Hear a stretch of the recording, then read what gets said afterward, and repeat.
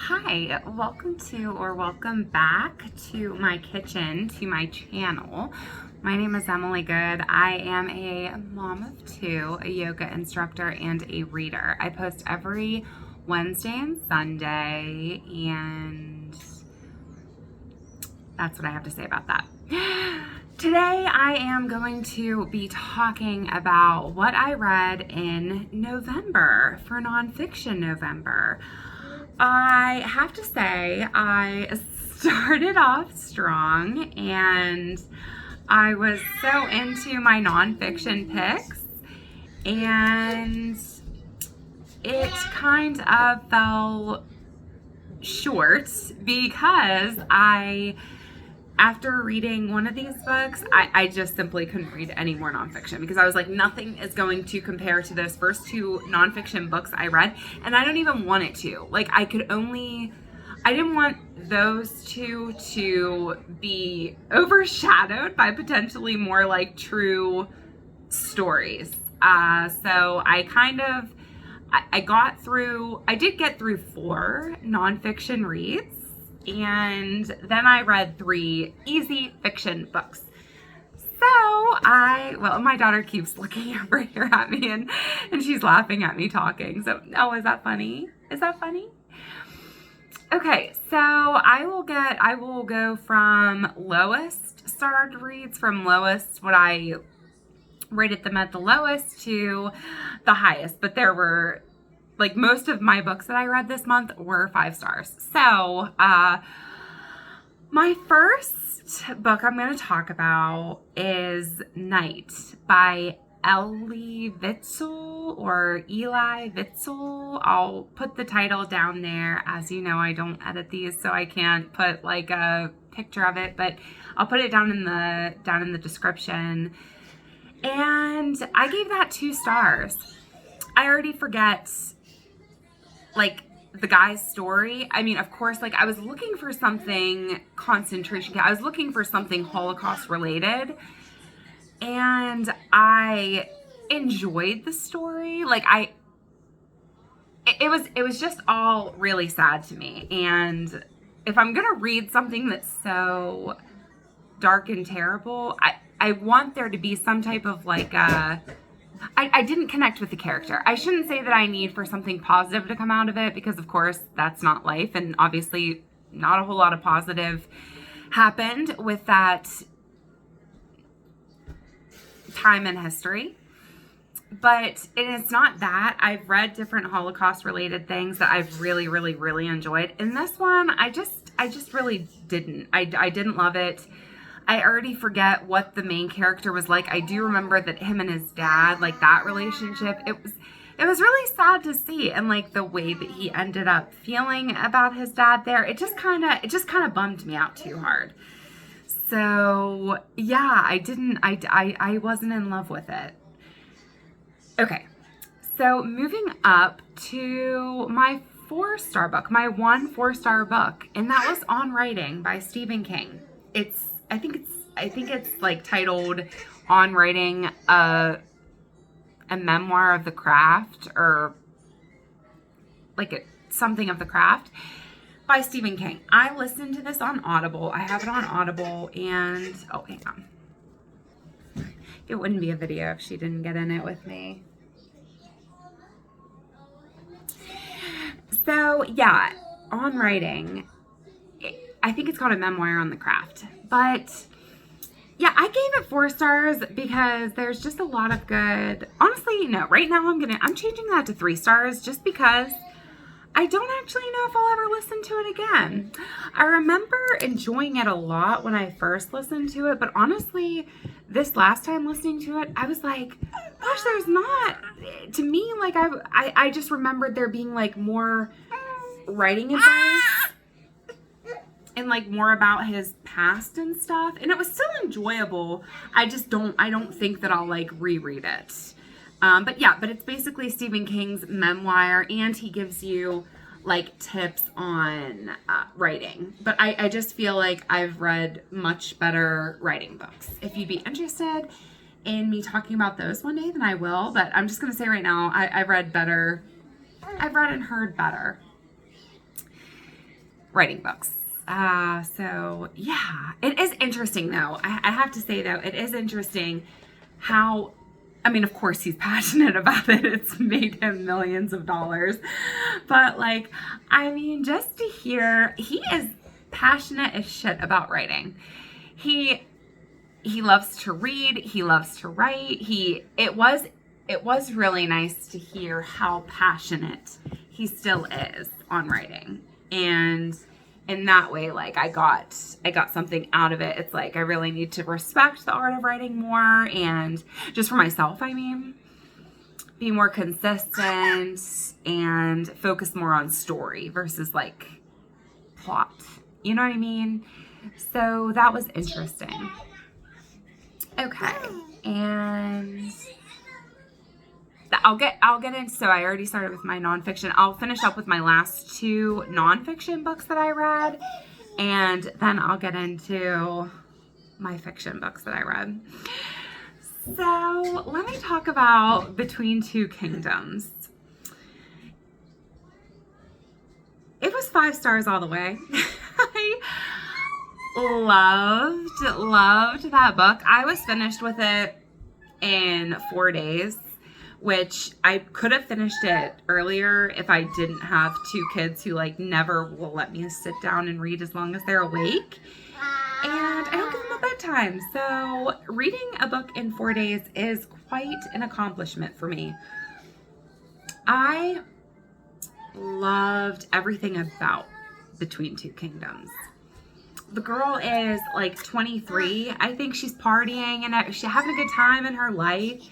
And she ends up finding out that she ends up being diagnosed with, she gets really sick. She's abroad and she gets really sick. She gets brought home. She gets brought home. Again, she's out of country. I forget where she was at. She might have been in France or something. And she comes home and she finds out that she has like this rare leukemia. And then it takes you through her treatment. It goes through her experience in the hospital, her experience with the medical staff, her experience with other patients, the friends that she makes there, the friends she loses.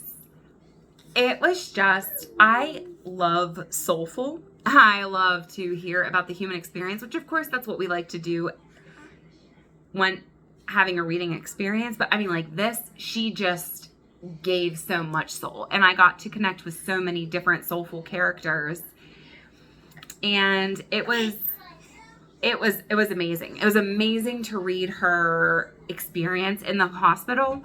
But not only that, that was a lot of the book, was watching her get through that time, and like, what is it like to be in a new relationship and find out that you're so sick?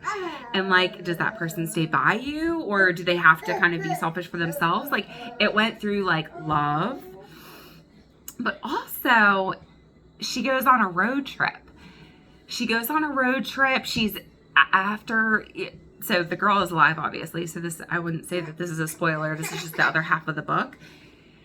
She goes on a road trip where she meets these people who wrote to her when she was, she started a blog when she was sick called Life Interrupted, I think the blog was. And it got really popular and everything like that. So these people who wrote to her while she was writing this blog, she goes and visits them on the road.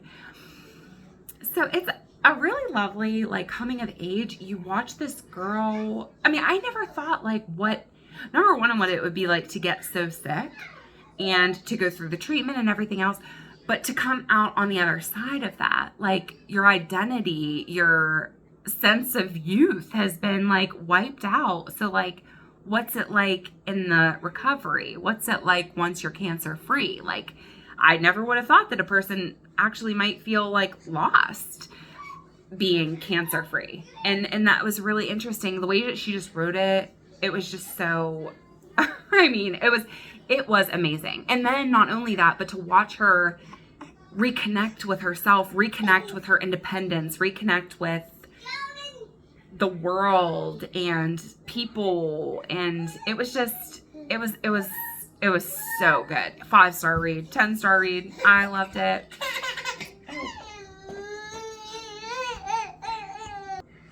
Okay, so loved Between Two Kingdoms. If you're looking for a nonfiction, but really a really nice story that you can quickly follow along with and be super invested in, I would absolutely highly recommend Between Two Kingdoms. And my final nonfiction book I read was Educated. Another 5-star read for me. Absolutely.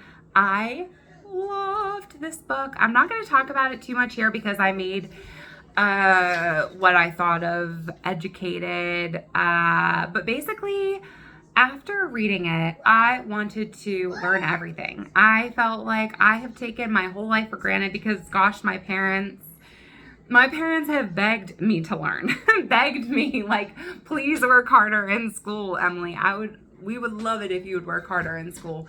And this girl literally has to fight and lose a relationship essentially with her family because she wants to better her life and they just don't see it for her. They don't want that.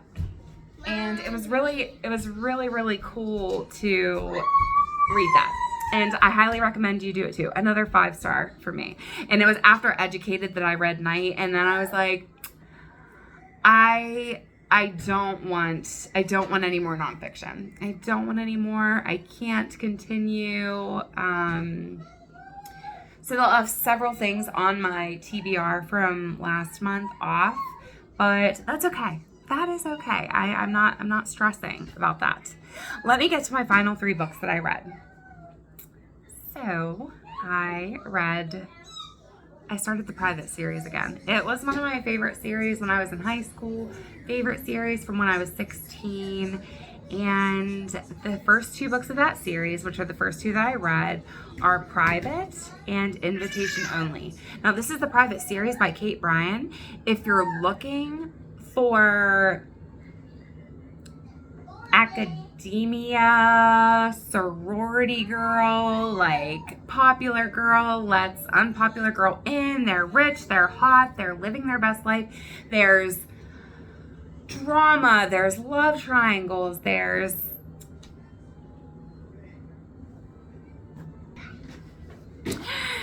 murder, there's secrets, there's a little bit of bullying, there's a little bit of hazing that happens. Like, it's all good. It is so much fun. It's teen fiction. Don't expect it to change your life, but I'm telling you, if you're like in a reading slump, or you like teen fiction, you like stories about girls trying to get into the spot, like very young, but 5-star all the way. 5-star for me, even being 31 and rereading my favorite series from when I was 16, it's still a 5-star. It is so good. It's just so good. Reed Brennan goes to this high class school because she gets on scholarship because she's good at sports, and stuff ensues from there. It's just all good. It's so good. The final book that I read in the month of November was another one of my favorites from when I was 16. And that is Dreamland by Sarah Dessen. You've got Caitlin. Starts out, her sister has run away. And she's very close with her sister. And she's about, I think Caitlin's like starting her freshman, sophomore, or junior year or something like that. She's starting high school. And she gets her first boyfriend, and it takes you through, and I wouldn't say that this is a trigger warning, but she ends up realizing that the relationship isn't what it seems. Rogerson's hot, but he might not be the best for her. And here's why I love it. Here's why I give it a 5-star. It's because the story grips me from beginning to end. All the characters are completely realistic. The situation is completely realistic. The emotions that come behind, that are explained, of having a boyfriend who's maybe not good for you, all totally realistic. I was right there. There's nothing that's not believable about the story. Not only that, but just the story. I mean the story. That's like really like story hits hard, I feel like.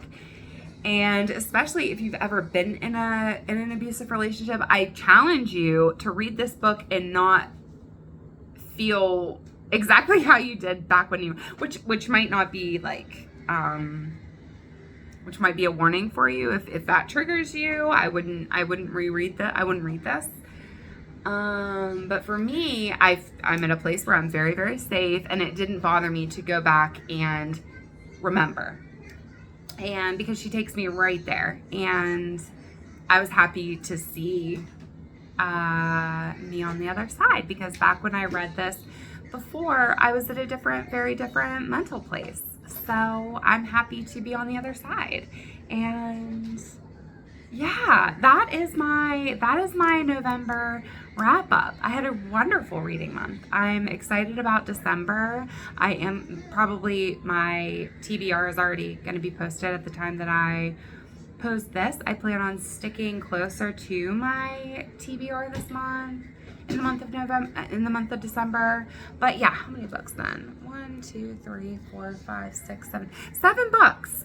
So in the month of October, I read 6 books. In the month of November, I read 7. So that's exciting stuff. And I think that on my TBR for December, I think I have 9 on there. So we shall see how it goes. Thank you so much for watching. I really, really appreciate it. I really appreciate likes. I appreciate comments. I appreciate subscribes. And that is all I have to say. Thank you so much for watching. Take good care. Bye.